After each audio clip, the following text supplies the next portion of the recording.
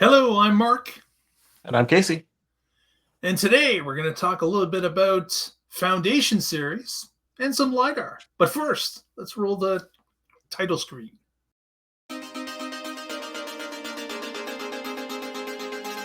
You're watching the TTL Express.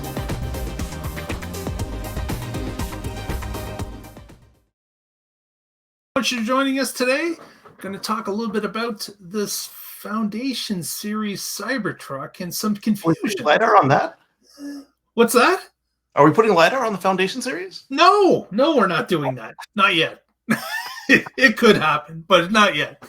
But no, we want to talk a little bit about the Foundation series and how long the Foundation series is available. If you do remember, at the last meeting that Elon was present and speaking at, he had indicated to a member of the audience who asked the question as to when the Foundation series would be moving aside and allowing the regular price vehicle to start production. Elon had answered that person with the answer of soon, and that was it. Well, and then he, a little bit later, like maybe a sentence or two later, to say probably next quarter. Next quarter, right? Probably, yeah. So that was what was mentioned at the meeting. Then just this week, there was an update from Tesla's website where they updated the verbiage on the Cybertruck, splash screen. And they've added the verbiage of due to continued high demand, we expect to deliver only the Foundation series through late 2024. So I guess next quarter is not going to be the time frame. But again, is it possible, Casey, that they could sell both vehicles and continue to keep the Foundation series on the menu and also create the other truck and start to sell it? Or do you think that's just not practical? I don't see any reason why somebody would plus up 20 grand when they don't have to, other than bragging rights. But is it worth 20 grand of bragging rights? And then if there's anything they're cutting out that's standard on the Foundation series, is that what happens to that? Because now you can look and see what's going to change, and you can pick the one, and it doesn't fit their style. Yeah, because of course in the past when they introduced the Model S first, they had the limited edition Model S that started, and it only went to a certain point, and it stopped. Right, you couldn't buy a Founder series after the regular vehicle started to be produced. Yeah, you had the Founder series and you had the Signature series, and once Founders cut off, you could still get a Founders delivered if you'd given them all the money ahead of time. And then once Signature cut off, you could get that delivered after again, same thing, but you couldn't come back into the line and get those special editions. Yeah.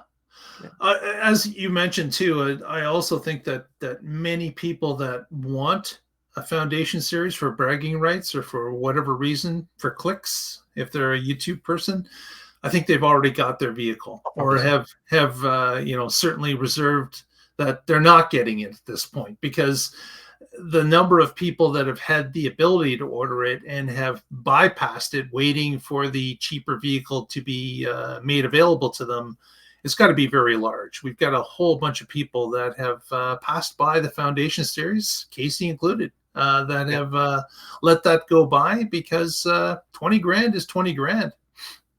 That doesn't mean you won't see me rocking a Foundation, but if nothing changes in my situation, then it would be irresponsible because I like to eat. And that little one, she likes to eat. So if nothing changes, then no, we won't be writing a Foundation series. But if something comes up, maybe a bonus or what does it say in Community Chest in Monopoly? Any of them? Yeah, do it. It's fun. Your life is interesting, let me tell you. If you're able to pull community chest cards or chance cards as you go through life, that is a whole new ball game, my friend. Hey, we took out the get out of jail or the get into jail cards too, so don't have to worry about that. Yeah, so this is kind of interesting. We were told one thing by Elon, and now they've kind of backstepped it, and it appears that going into late 2024, the Foundation series will be the only game in town for people that are looking for a Cybertruck. Not probably going to be producing both of them at the same time for the reasons we've already stated, but this is. I There's wonder the there's one role. way they could do it. Wonder what the thought is too. Is that maybe it could be a demand issue as well, because of course Tesla has been ramping up slowly the 4680 production to Yeah. try and stay ahead, of course, the Cybertruck, so that they can build every battery pack they can and sell it. But if you open up the floodgates and let's say that 4 or 5 times the amount of orders flood in because people have been waiting for that lower price truck to be made available, then you're going to chew through a lot of battery inventory real quick if you're getting 4 or 5 times the orders that you were used to just a week ago. Exactly. The one way I can see them doing a regular and foundation together be if they do one of each trim. So the Cyber Beast is only available with foundation, or the dual motor is only available with foundation. So that they're both around $100,000, but that would still be a little weird that the dual motor would cost more than the Beast. Yep. So I don't know. It would probably be the Beast would be foundation if I had to guess if they did something like that. Yeah, I think so. I think so. I think it's something about maybe demand. They can maybe scared a little bit about the demand because you open those floodgates, and yeah, like I could definitely see getting 4 or 5 times the orders that they have been. I can certainly see that. Now, of course, they do have the ability to throttle that back because, of course, they're the ones that are sending out the invites to people. They could certainly dial back the number of invites they send out all at once based on the number that they receive back in the positive, and they could certainly make adjustments on the fly. But that could be part of this. It also could be just straight accounting. They're looking at what they have to make profitability wise in order to make their goals for their quarter and their year, and they may say, you know what, we need to keep the Foundation series going a little bit longer. And if we hold out a little bit longer, we may convert a few more orders that people just cannot wait anymore now that they've heard that there has been a delay in the Foundation series being retired. So, Yeah. And then you still got one more element out there is that we're still hearing a lot of noise about lemons or bad delivery experiences, and I'm guessing that uh, depending on how low that percentage gets, the regular customers are going to be a lot less forgiving than the ones that paid the extra 20 grand to like the guy who was complaining about when he plugged it in, the coolant came out on his way home from the first trip, and then he's like, "Yeah, they did the right thing. It was perfect." And it's like everybody else is like, "Dude, that's the bare minimum we'd expect them to do." And definitely not blame you that on the guy first was go-round. so hyped on the vehicle, he hyped himself. Yeah, like they told him he did it. It's his fault. It's not covered by warranty, and he was broken and dismayed. But then they did the right thing, and he was like, "Oh, it's the best thing ever." And it's like that's what we expect. They were in the wrong in the first place, my friend. You should really take an assessment of what they told you, because that was not the right thing to do. Yeah, and so that would be once they get that percentage down some more. I don't. We don't hear of all the people who are in the news anyway. We're not hearing all the happy people. We're only hearing the complaints they can find. But I'm sure Tesla knows the percentage, and they might want to be getting that down as well. That could be another element in it. Exactly. Well, Casey, you got a little picture you can share with us for our next story snippet that we wanted to talk a little bit about. And this, of course, is about a few snapshots taken of a Tesla Semi on a freeway. And it had some unusual equipment mounted to the front of this vehicle. So let's take a look. And yeah, This car's got a that's looking headgear. like a bit of a modified Tesla Semi. You can see that that large piece of black plastic center of the screen above the windshield. And you can also notice that it hasn't got the extended wind deflector that's typically on top It doesn't have of any the deflector vehicle. on it. Because normally Yeah. you'd see a low boy or the So, standard so tall of one. course, this must be the long-awaited Tesla Semi convertible, is what Casey's letting us know, because it's got no roof whatsoever. But no, it's some sort of a lidar Yeah, piece of equipment. Is it not, Casey? it is. The question I had was, is it the same company that was bragging after Tesla had already confirmed that they left them, but they were bragging that that their numbers were looking good because they had finished the delivery. So it made them look real good for that quarter. Is it them or is it a different company? But the folks who've been following Tesla long enough, they know that this is a good thing. Anytime you see a calibration rig on top of one of their vehicles like this, maybe not this exact way, but on top of one of their vehicles, it generally means that either you're getting a new sensor suite or they're getting ready to deploy something to software-wise to the vehicle. So like from the AP1 to AP2 to AP2 to 2.5 to 3 to 4 each time this rig came out. And then from FSD 11 to FSD 12, this rig came back out as well. And from autopilot to FSD going on the safest drivers, it came out. And then to the people who had to suffer through the 100 safety score or 99 safety score that last week with John, You. out as well. Yeah, it's certainly something that allows Tesla to confirm readings that they're getting from their visual system. It allows them to compare measurements, data points, distances with an actual lidar unit, which of course most likely will never make it to the end, but it confirms what the vehicle's data it's collecting as Tesla tries to improve its visual suite that is on all of these vehicles. And of course, we've heard with the Tesla Semi that eventually autopilot in that vehicle is also going to include something called convoy mode, which is going to allow them to link a few trucks together. So there can be many things that this LiDAR suite is trying to either prove or disprove based on the other data that Tesla's collecting. It doesn't necessarily mean that LiDAR is coming to the vehicle, which a number of people on the internet immediately jump to, but this is just something that allows them to confirm their readings. Yeah, but if the lidar says, this thing is 9 meters away, and the camera says 7 meters away, you either need to put an adjustment factor in, or that you've got more work to do. And exactly.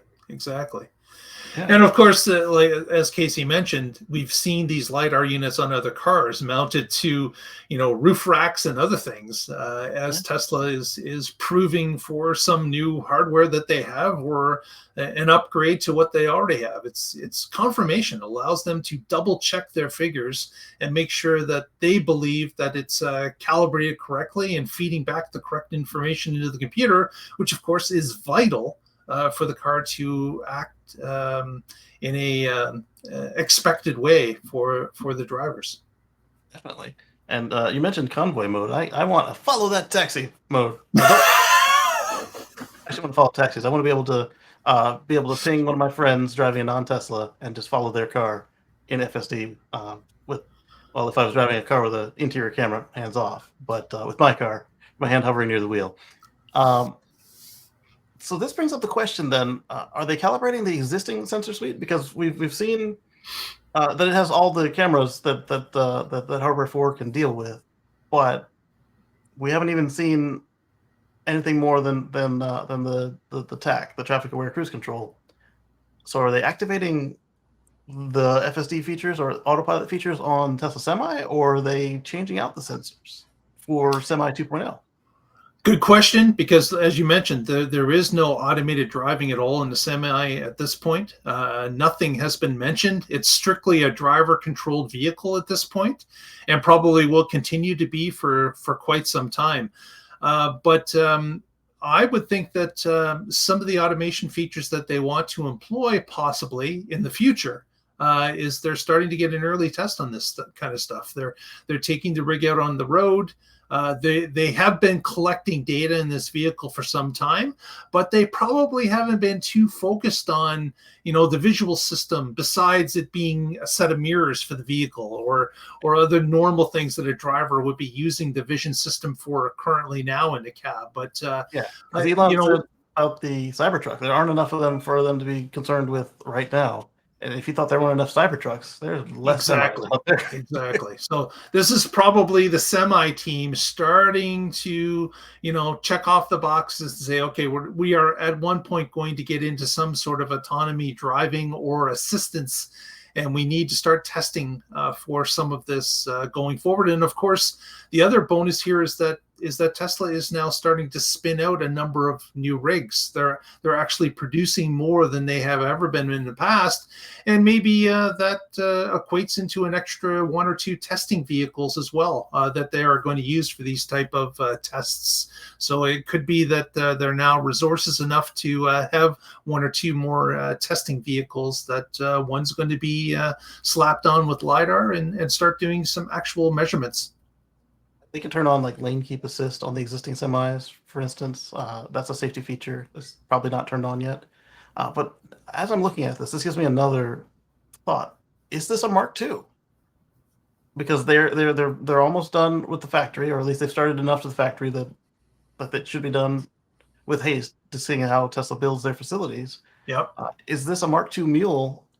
Will we be able to tell the difference between a Mark II and a Mark I? Because look at the Model S. It's been out since 2012, and unless you know what to look for, they look the same. Yeah. I think that we would be hard pressed to figure out if it was a Mark II, because I don't think the body is going to change all that much on the outside.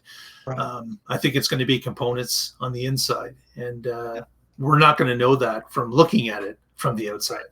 Yeah, like if you're a Pepsi or Tesla driver, like Tesla Semi driver, you might be able to say, "Oh, that one's got the different vent." Like if you're driving a Legacy to a Palladium, you'll notice that the fog light assembly is from this cluster to a slit, like on the Model 3. Yeah. Nobody else would know what that is unless they were nerds or drove one daily. Yeah. Exactly. So we'll keep an eye on this, and of course Tesla Nation will keep an eye on it. That's where this photo came from, the Twitterverse. Someone grabbing it and posting it on X, and it's something that, of course, Tesla really can't hide. They can run, but they can't hide, because Squad is everywhere, even in vehicles. Yeah, Tesla Nation is absolutely everywhere, and they have cameras, and they will use them, as we can see. So yeah. My favorite is when they use their own cameras against them. Exactly. Yeah, they do screenshots from in the car, and part of the driving modes, snapshots. Absolutely. Sitting in my car, I grabbed this on Sentry mode. That's right. Exactly. Tesla Semi with a LiDAR. With that, Casey, what do you got to share with the audience about what's coming up? All right. So on Sunday, you will see me over at youtube.com at Casey Green, and maybe some friends over at our weekly show, Let's Chat with Casey and Friends, on Sunday at about 1:10 Eastern. It was late last week, I'm sorry, but we made up for it. And then again on Monday, you can catch the next Tesla Life Express. And then on Wednesday, you can catch us live on the Tesla Life regular live show. Maybe on Sunday we'll get an update to the EV Nomad project. Which we might have something for EV Nomads on Sunday. Okay. Last week we were talking about the Windows, and there might be more.